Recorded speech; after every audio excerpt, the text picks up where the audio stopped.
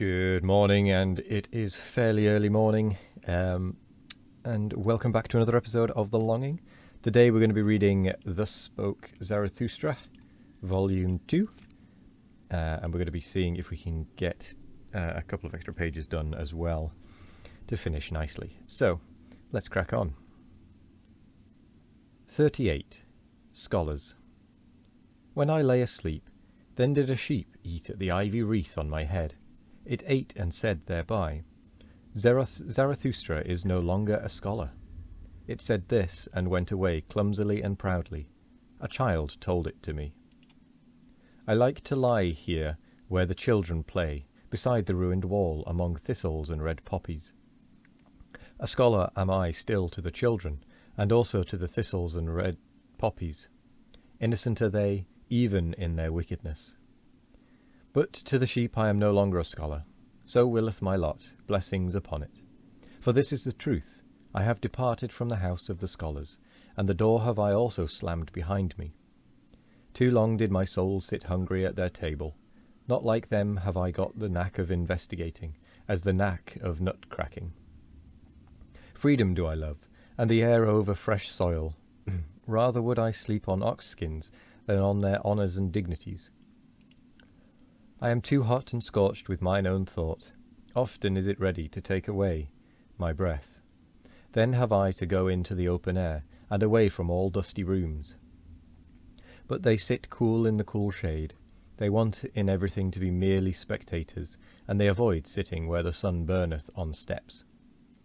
Like those who stand in the street and gape at the passers-by, thus do they also wait, and gape at the thoughts which others have thought. Should one lay hold of them, then do they raise a dust like flour sacks, and involuntarily. But who would divine that their dust came from corn, and from the yellow delight of the summer fields? When they give themselves out as wise, when do their petty sayings and truths chill me? In their wisdom there is often an odour, as if it came from the swamp. And verily I have even heard the frog croak in it. Clever are they have dexterous fingers. What doth my simplicity pretend to beside their multiplicity? All threading and knitting and weaving do their fingers understand. Thus do they make the hose of the spirit. Good clockworks are they. Only be careful to wind them up properly. Then do they indicate the hour without mistake, and make a modest noise thereby. Like millstones do they work, and like pestles. Throw only seed corn unto them. They know well how to grind corn small, and make white dust out of it. They keep a sharp eye on one another, and do not trust each other the best. Ingenious in little artifices, they wait for those whose knowledge walketh on lame feet. Like spiders do they wait. I saw them always prepare their poison with precaution, and always did they put glass gloves on their fingers in doing so. They also know how to play with false dice, and so eagerly did I find them playing, that they perspired thereby. We are alien to each other, and their virtues are even more repugnant to my taste than their falsehoods and false dice. And when I lived with them, then did I live above them. Therefore did they take a dislike to me. They wanted to hear nothing of any one walking above their heads, and so they put wood and earth and rubbish betwixt me and their heads. Thus did they deafen the sound of my tread, and least have I hitherto been heard by the most learned. All mankind's faults and weaknesses did they put betwixt themselves and me. They call it false ceiling in their houses. But nevertheless I walk with my thoughts above their heads, and even should I walk on mine own errors, still would I be above them and their heads. For men are not equal, so speaketh justice, and what I will, they may not will. Thus spake Zarathustra. 39. Poets. Since I have known the body better, said Zarathustra to one of his disciples, the spirit hath only been to me symbolically spirit, and all the imperishable. That is also but a simile. So have I heard thee say once before, answered the disciple, and then thou addest, but the poets lie too much. Why didst thou say that the poets lie too much? Why, said Zarathustra? Thou askest why? I do not belong to those who may be asked after their why. Is my experience out of yesterday? It is long ago that I experienced the reasons for mine opinions. Should I not have to be a cask of memory, if I also wanted to have my reasons with me? It is already too much for me even to retain mine opinions, and many a bird flieth away. And sometimes, also, do I find a fugitive creature in my dovecote, which is alien to me, and trembleth when I lay my hand upon it. But what did Zarathustra once say unto thee? That the poets lie too much? But Zarathustra is also a poet. Believest thou that he there spake the truth? Why dost thou believe it? The disciple answered, I believe in Zarathustra.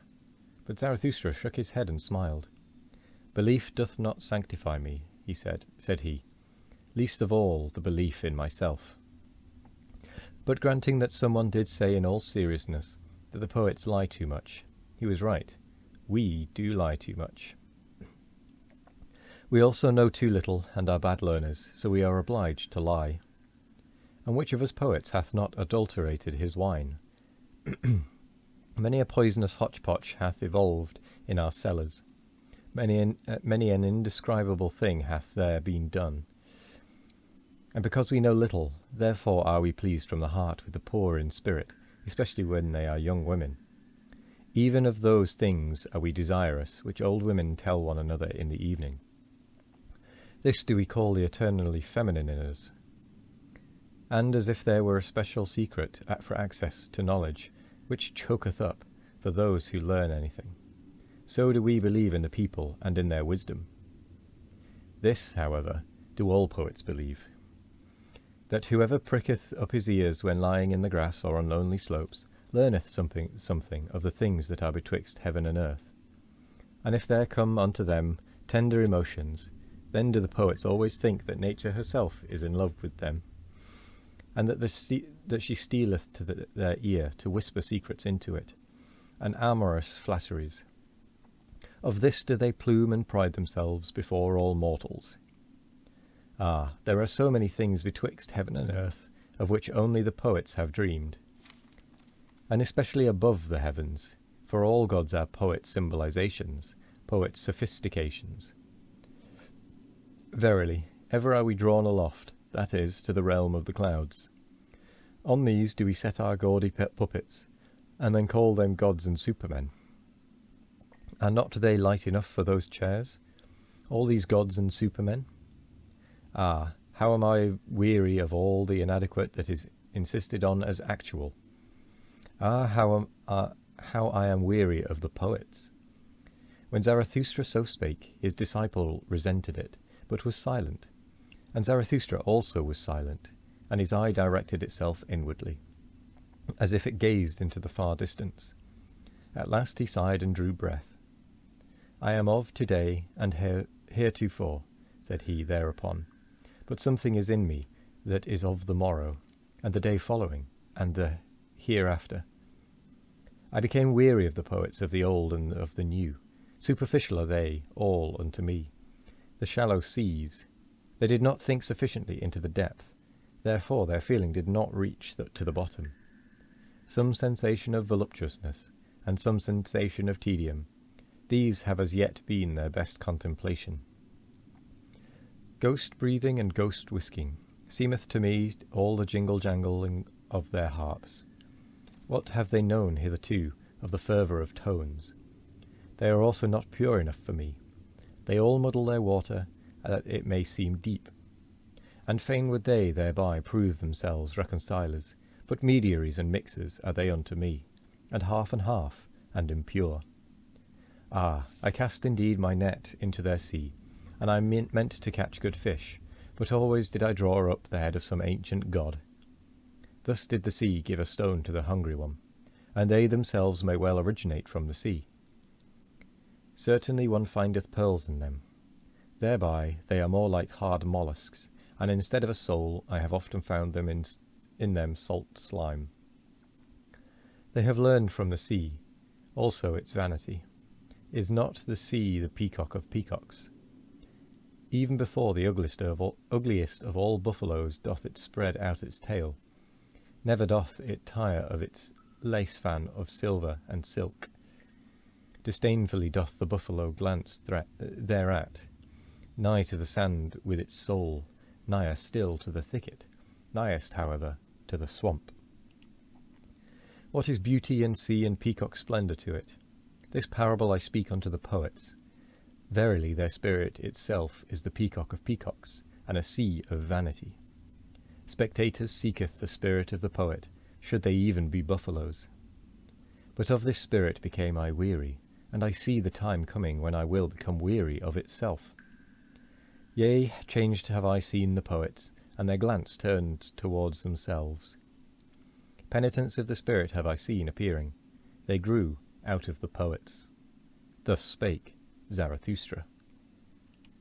And with that, we come to the end of the chapter and also the end of the episode. We've made a fairly decent go at that today. So I'm going to say thank you very much for joining me today. I hope you all have a wonderful morning, evening, or afternoon.